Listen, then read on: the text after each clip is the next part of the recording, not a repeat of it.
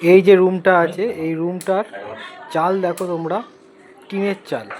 দেখতেই পাচ্ছ এটা হচ্ছে একটা টিনের চালের তলায় এখানে পিওপির ফল সিলিং হবে।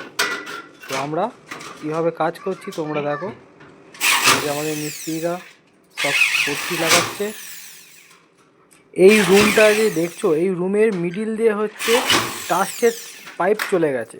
তো তোমরা এই ভিডিওতেই দেখতে হবে, এই যে সাইডে দেখছো এটা হচ্ছে টাস্টের পাইপ।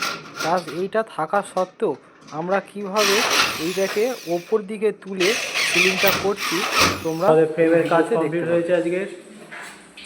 এটা আমরা 1 ফুটের ফিনিশ করব। এটা ডপ আছে, এখান থেকে তুলে আমরা 1 ফুট দিয়েছি,